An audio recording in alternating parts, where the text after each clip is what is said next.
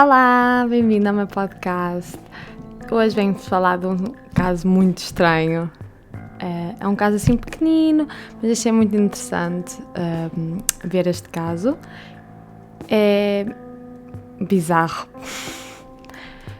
Não é grave, mas simplesmente é muito estranho. Então decidi trazer assim só para mudar um bocadinho este canal, não ser tão pesado. Pronto, vamos lá. Antes de mais nada, gostava de agradecer por verem os meus vídeos e gostava que metessem um gosto e também subscrevessem ao canal para me ajudarem um bocadinho a ter mais motivação. Bom, vamos lá ver o caso. Este caso é sobre a família Trump. Trump, não é Trump, como o presidente. E este caso é da Austrália, por isso hoje vamos à Austrália. Que nunca fomos, não é? Por isso, para lá. Bem, isto é uma família de 5 pessoas, ou seja, os pais e 2 filhas e um filho. O pai chama-se Mark Trump, que tem 51 anos, a mãe é Jacoba, de 53, e os filhos são Rihanna, de 29, o Mitchell, de 25 e a Ella, de 22 anos. Eles são de Sylvan, de Melbourne, e eles eram muito trabalhadores, trabalhavam 7 dias por semana, na quinta que eles tinham, e a vida deles era mesmo só trabalhar. E outra coisa que eles eram muito unidos, era uma família muito unida, e por isso as coisas começaram a acontecer mesmo muito estranhas. No dia 29 de agosto de 2016, eles entraram no carro da filha e não levaram nada, nada, nem passaportes ou cartão de identidade, nada mesmo estranho, nem telemóveis, nada, só levaram mesmo dinheiro. O filho Mitchell levou o telemóvel, mas a família obrigou a desfazer-se do telemóvel, mal repararam que ele estava com ele. E mais tarde eu vou explicar porque é que ele levou o telemóvel. Eles andaram de carro dia e noite, mais ou menos a 800 km, até chegar a Bathurst, perto de Sydney. Lá o filho Mitchell abandonou a família por volta das 7 da manhã, no dia 30 de agosto, ou seja, no dia seguinte.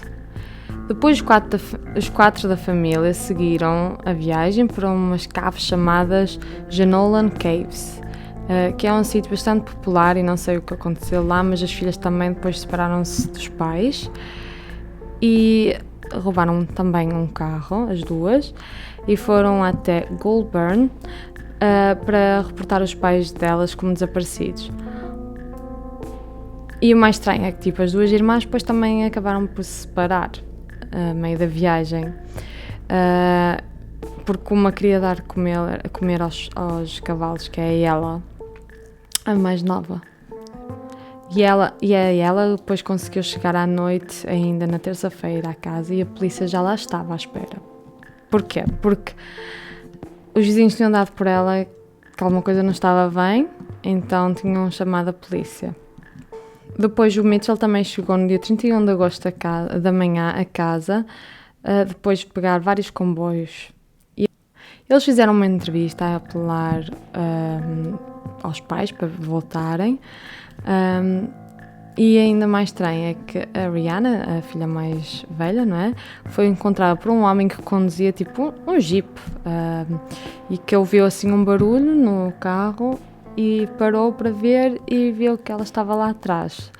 E mais estranho ainda é que ela estava sem memória, não sabia quem era, como veio lá parar e tudo isso mesmo estranho. Foi levada para um hospital de psiquiatria para ser avaliada. No dia 31 de agosto, também foi no dia em que o Mitchell chegou a casa, certo? O casal chegou, ou seja, os pais chegaram a Wangaratta, não sei bem dizer, mas deve ser isso, e separaram-se. Eles os dois separaram-se também. E a mulher Jacoba com isso foi para norte, mas o Mark ficou em Wangaratta. E no dia seguinte ela foi encontrada a caminhar em Nhas, ou seja, a 350 km de onde o marido estava. Ela deve ter apanhado transportes públicos. e ela parecia bastante agitada. Ela também foi transportada para um hospital para ser avaliada e mais tarde ela pediu para ser transportada para a beira da filha e foi isso que eles fizeram. Eles levaram-na para a beira da filha e ficaram lá as duas a receber ajuda. No dia 31 de agosto, um casal também reportou um carro com a descrição como que o Mark estava a andar, que andava atrás do carro do casal, que estava a conduzir muito perto. Eles esperaram o carro e o carro que pensam que era o do Mark também parou e os dois saíram do carro, ou seja, supostamente o Mark e o homem desse casal, não é? E o Mark, entretanto, começou a correr para o casal, não é? Só que chegou a um ponto, virou e entrou para dentro de um parque. A polícia depois mais tarde foi chamada, não é? E procurou nesse parque e não encontrou ninguém. O que eles acharam é que ele pode ter entrado por dentro de um motel para um quarto lá, porque é muito estranho, não é? E eles não encontraram nada, mas mais tarde houve assim um incidente parecido num motel que tinha lá perto e deve ter ficado lá a dormir. Depois, no dia 3 de setembro, a polícia apanhou-o a caminhar na estrada perto do aeroporto em Wangaratta. Ele foi interrogado pela polícia e, passado umas horas, foi liberado, acompanhado por um familiar. E nesse momento foi fotografado por jornalistas e nesse momento mostrou o dedo do meio aos jornalistas e mais tarde o Mark veio pedir desculpas por ter feito isso e por tudo que tinha feito nesses dias. Mas vamos falar disso mais tarde. Ora bem, o que é que aconteceu? Ninguém sabe.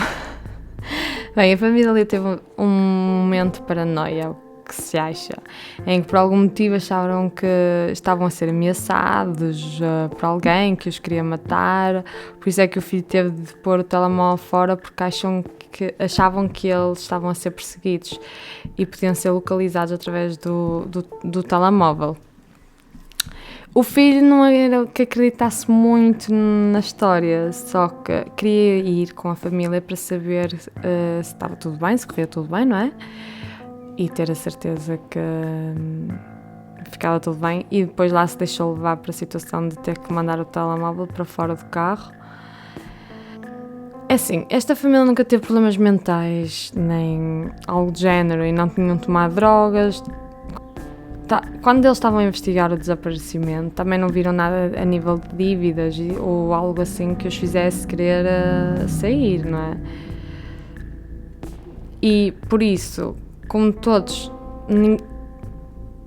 ninguém se lembra praticamente o que aconteceu e porquê, só existem mesmo teorias para aquilo que aconteceu, não se sabe.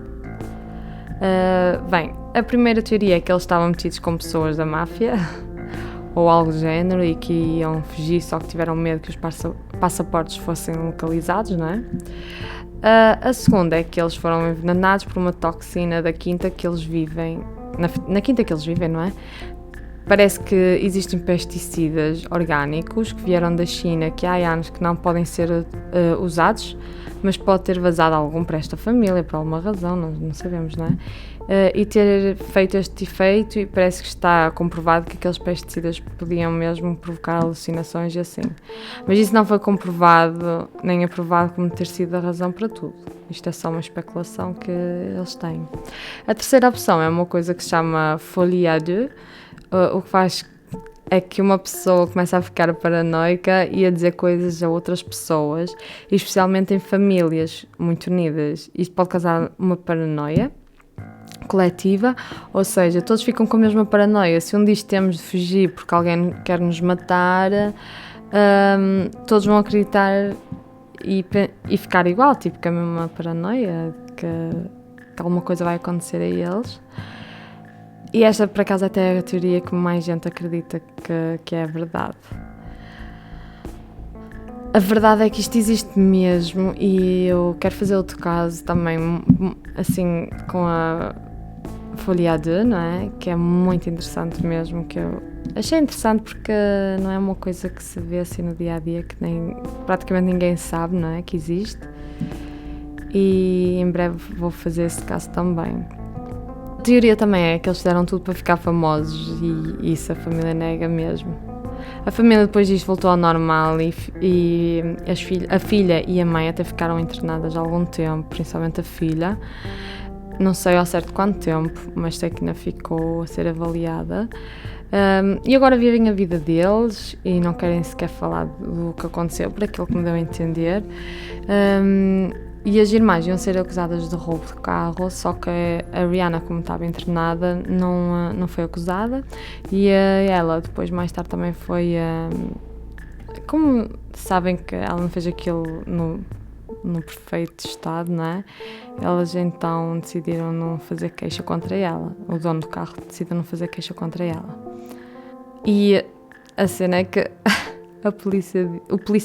um polícia que tratou deste caso diz que foi o caso mais estranho e bizarro que viu em 30 anos de trabalho.